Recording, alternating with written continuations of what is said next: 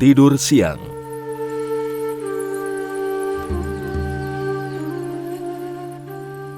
Qailullah atau tidur sebentar pada siang hari merupakan salah satu sunnah Nabi SAW. Dan riset-riset ilmiah yang dilakukan para ilmuwan modern menunjukkan urgensi tidur siang dalam menjamin relaksasi tubuh secara total. Efek tidur siang tidak hanya terbatas pada jaminan relaksasi total sepanjang siang, akan tetapi ia juga memberikan kenyamanan tidur di malam hari. Kanner mengungkapkan, istirahat selama beberapa saat di siang hari merupakan salah satu faktor terpenting yang mendukung relaksasi total tubuh dan memberikan kenyamanan tidur ketika hendak beranjak ke peraduan di malam hari. Perlu kiranya disebutkan bahwa kesulitan tidur di malam hari merupakan sesuatu yang sangat melelahkan. Karena itu, sebagai obat insomnia, sunnah istirahat sejenak di siang hari ini perlu diikuti dan dipraktekkan. Namun, perlu juga ditekankan di sini bahwa kesunahan ini tidak mesti dipraktekkan dengan tidur. Akan tetapi yang terpenting adalah berbaring dan bersantai sejenak di siang hari untuk melepaskan segala kepenatan. Dan inilah yang sesungguhnya dibutuhkan untuk memperoleh kenyamanan tubuh menurut perangkat-perangkat ilmiah terbaru. Sebuah pepatah kuno mengatakan, para raja suka tidur di atas punggung mereka atau telentang. Orang-orang kaya tidur di atas perut mereka, tengkurap, sedangkan orang bijak tidur di atas salah satu lambungnya atau miring. Ingin kami isyaratkan di sini, posisi tidur yang biasa diambil Nabi SAW dan diikuti dengan segala keimanan oleh para tokoh Muslim. Nabi SAW terbiasa tidur miring di atas lambung kanannya dengan posisi kedua betisnya sedikit ditekuk dan tangan kanan diletakkan di bawah pipi sambil menghadap arah kiblat, dan posisi ini sama persis dengan posisi janin di dalam rahim. Dari serangkaian informasi yang ada saat ini mengenai penelitian posisi tidur yang ideal, kami menemukan bahwa dari aspek psikologis, posisi tidur mirip janin di atas merupakan posisi yang diambil orang bijak. Sedangkan dari psikologis dan fisik, posisi ini merupakan posisi relaksasi yang paling ideal. Dan membiasakan posisi tidur demikian akan memberikan rasa nyaman dan aman bagi tubuh.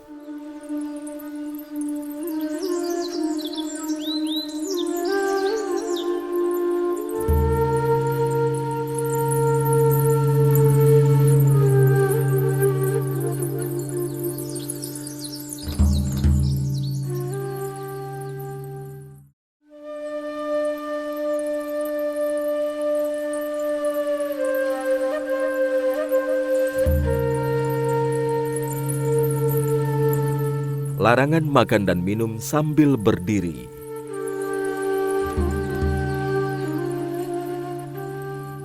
Diriwayatkan dari Abu Sa'id Al-Khudri radhiyallahu anhu, sesungguhnya Rasulullah SAW melarang keras minum sambil berdiri. Hal senada diriwayatkan dari Anas dan Qatadah radhiyallahu anhu dari Nabi SAW. Sesungguhnya beliau melarang seseorang minum sambil berdiri. Kami, kata Qatadah, lantas bertanya, bagaimana dengan makan? Beliau menjawab, hal itu lebih buruk dan lebih keji lagi.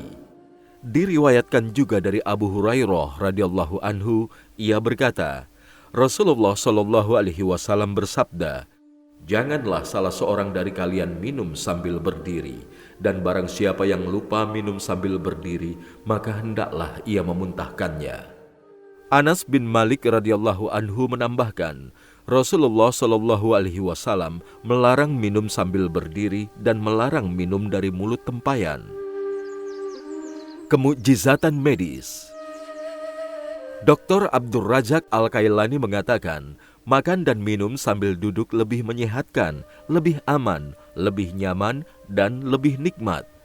Sebab apa yang dimakan dan apa yang diminum akan mengalir ke dalam dinding lambung dengan pelan dan lembut. Sedangkan makan atau minum sambil berdiri membuat minuman atau makanan langsung mengalir ke dasar lambung dengan deras dan menabraknya dengan dahsyat.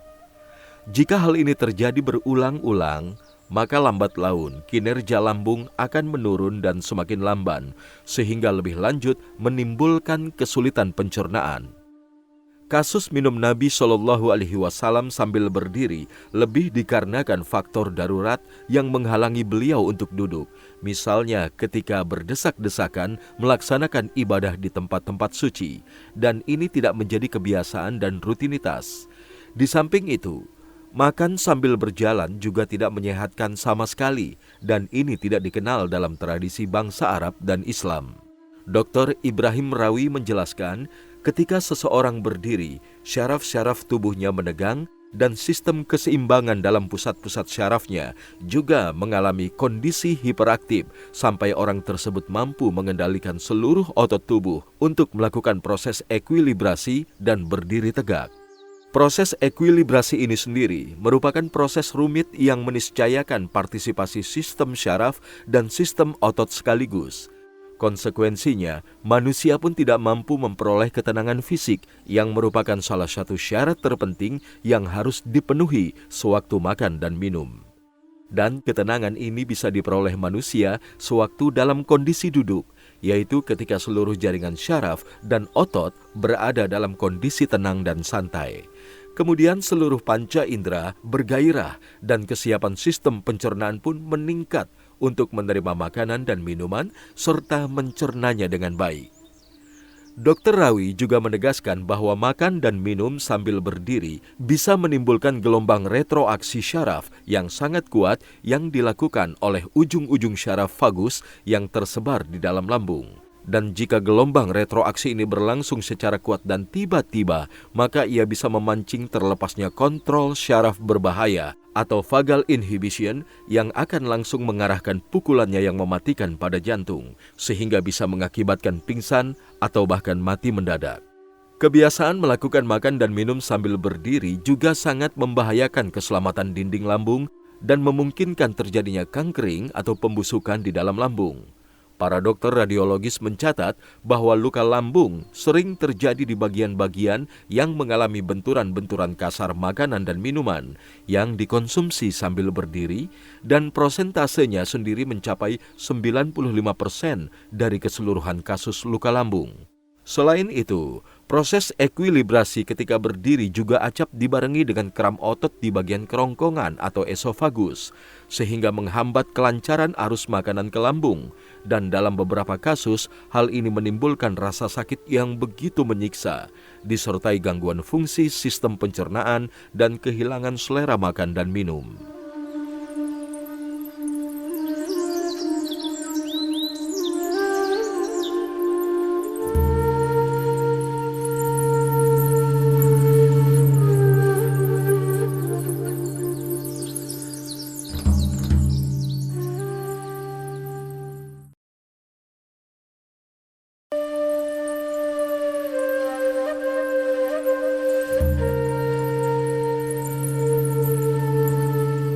Berbaring miring ke kanan.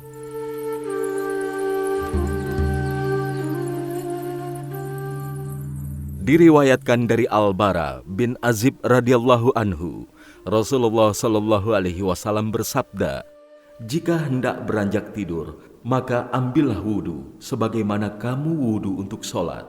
Kemudian berbaringlah di atas sisi tubuh bagian kananmu, lalu ucapkanlah doa.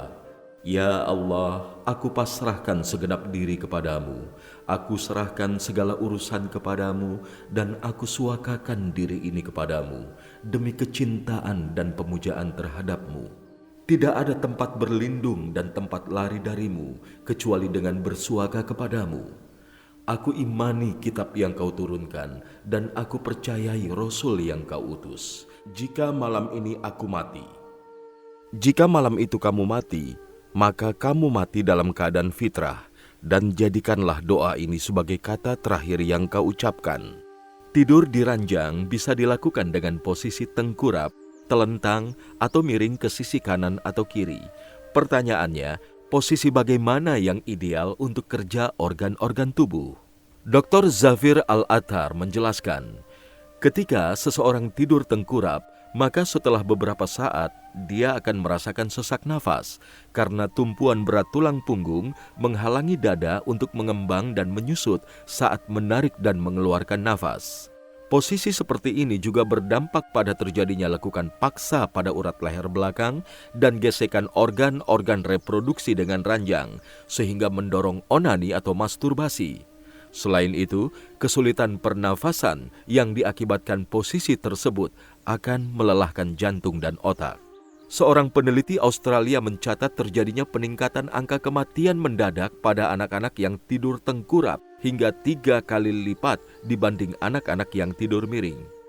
Hasil riset sejenis di Inggris yang dipublikasikan oleh majalah Time juga menegaskan terjadinya kenaikan angka kematian mendadak pada anak-anak yang tidur tengkurap. Kesesuaian berbagai riset modern ini dengan larangan Nabi Shallallahu Alaihi Wasallam untuk tidur dengan posisi demikian jelas menunjukkan sisi kemukjizatan tersendiri. Diriwayatkan dari Abu Hurairah radhiyallahu anhu, tuturnya, ketika Rasulullah Shallallahu Alaihi Wasallam melihat seorang laki-laki tidur di masjid dengan posisi tengkurap, menelungkupkan wajahnya, beliau langsung berseru, menegur, ini adalah posisi tidur yang dibenci Allah dan Rasul-Nya. Hadis senada diriwayatkan dari Abu Umamah radhiyallahu anhu. Ia berkata, suatu ketika Nabi Shallallahu Alaihi Wasallam menghampiri seorang laki-laki tidur di masjid dengan posisi tengkurap, menelungkupkan wajahnya. Beliau langsung menendang kakinya sambil berseru, bangun dan duduklah. Sesungguhnya posisi tidur demikian adalah posisi tidur di neraka jahanam. Sementara itu, tidur telentang, mengutip penjelasan Dr. Zafir Al-Athar, bisa menyebabkan pernafasan mulut. Karena ketika tidur telentang di atas punggung, mulut akan terbuka dengan sendirinya akibat relaksasi tulang rahang bawah. Bagaimanapun, pernafasan adalah proses biologis yang didesain untuk hidung, sebab di dalamnya terdapat bulu-bulu hidung dan ingus yang berfungsi membersihkan udara yang masuk. Selain itu, pembuluh darah hidung juga telah didesain sedemikian melimpah dengan tujuan bisa menghangatkan udara. Pernafasan mulut yang diakibatkan posisi tidur telentang akan menggiring pelakunya pada risiko terserang katar atau radang selaput lendir di hidung dan tenggorokan yang disertai keluarnya lendir.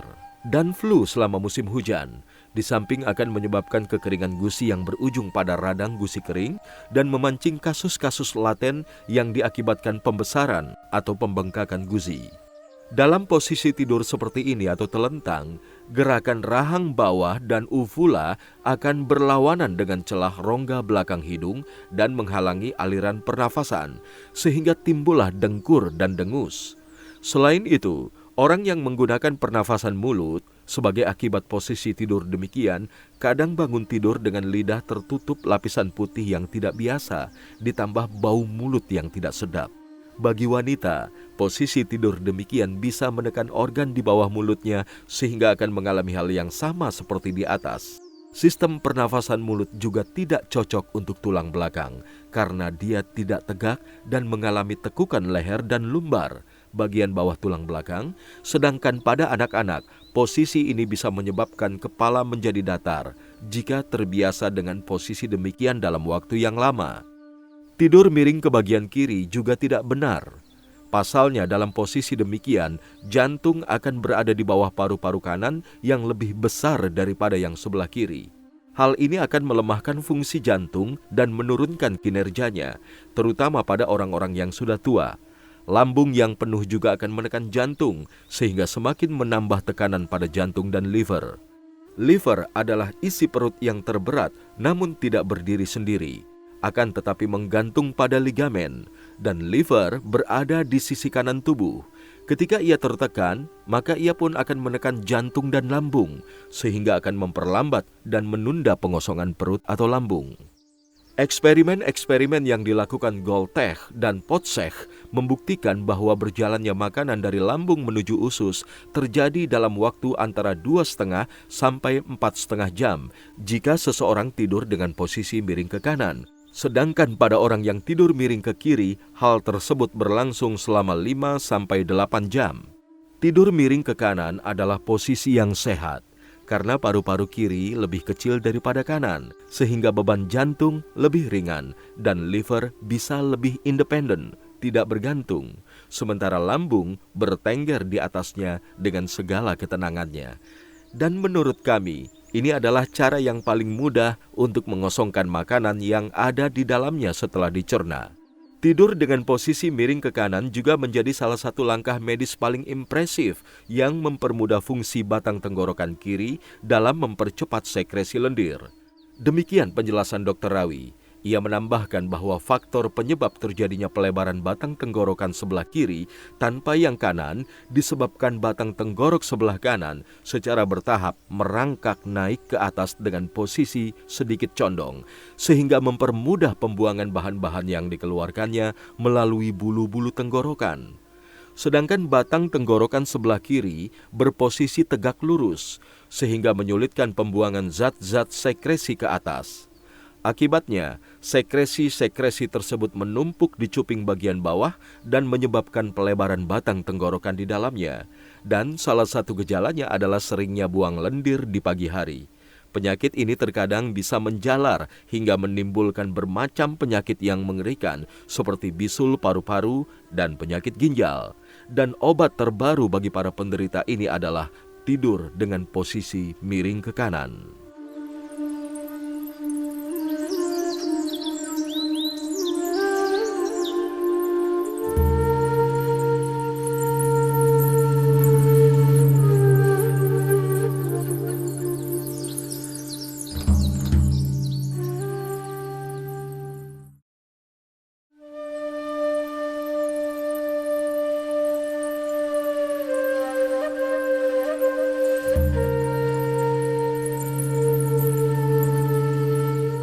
Bangun pagi-pagi.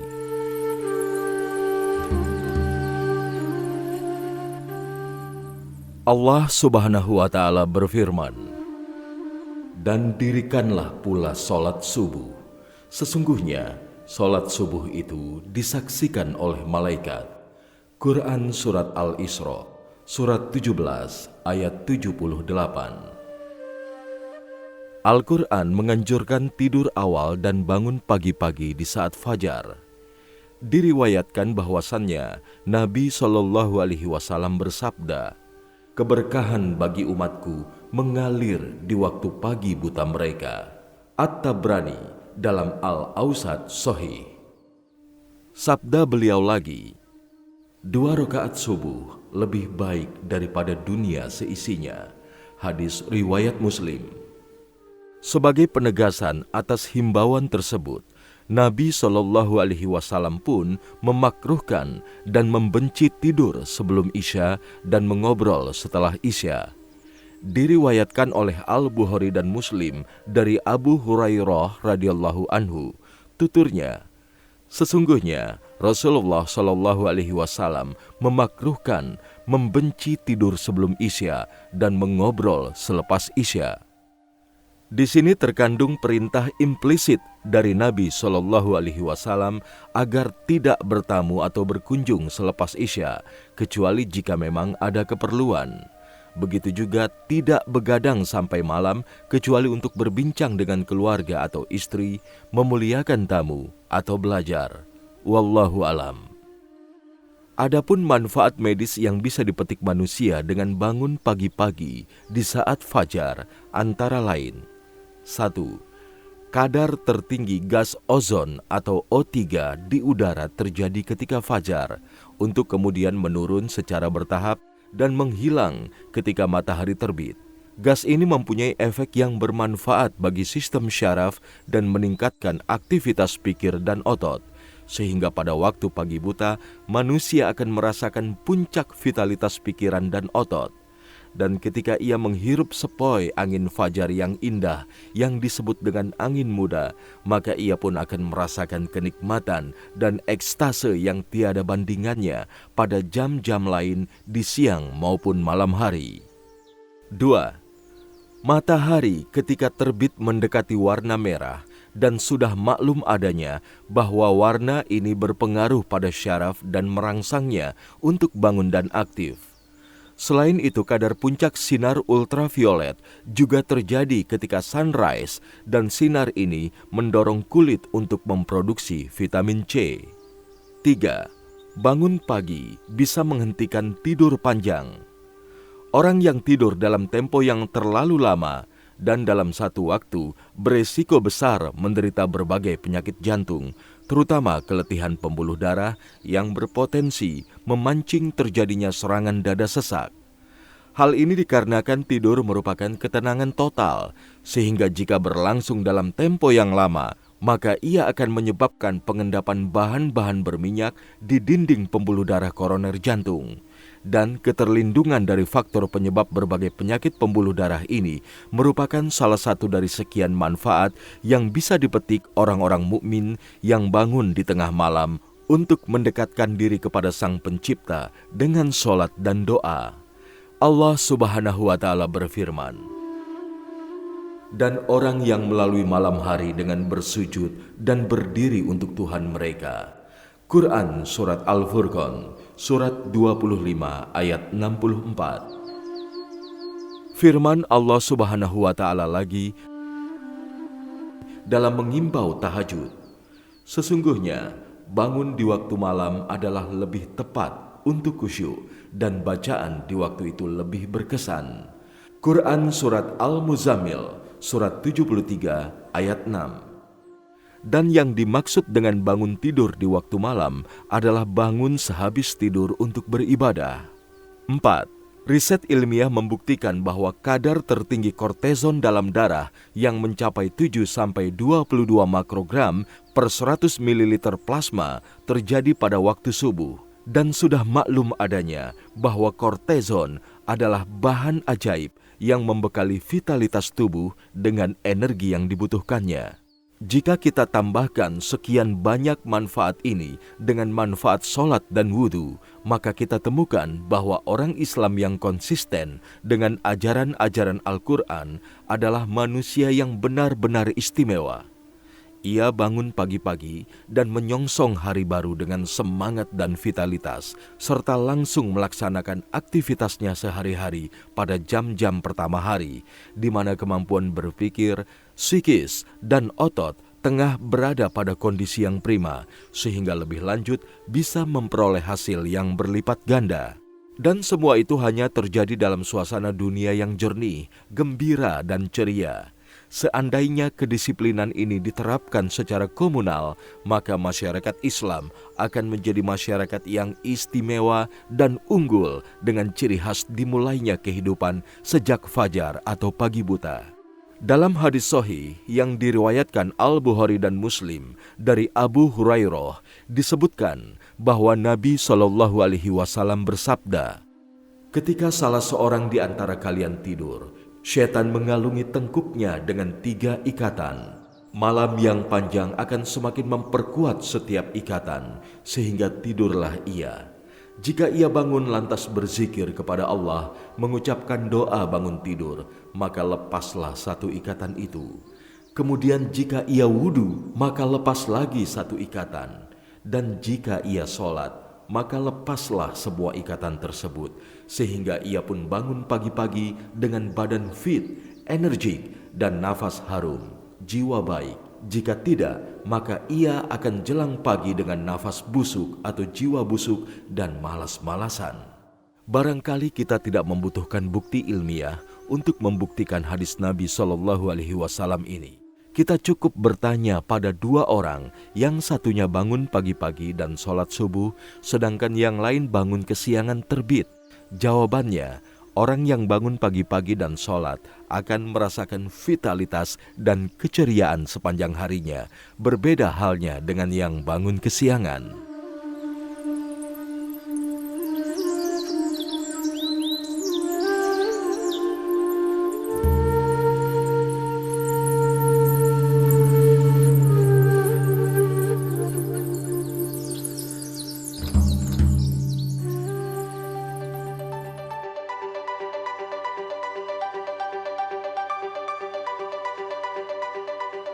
Dengarkan bagian selanjutnya hanya di channel Dengar Buku.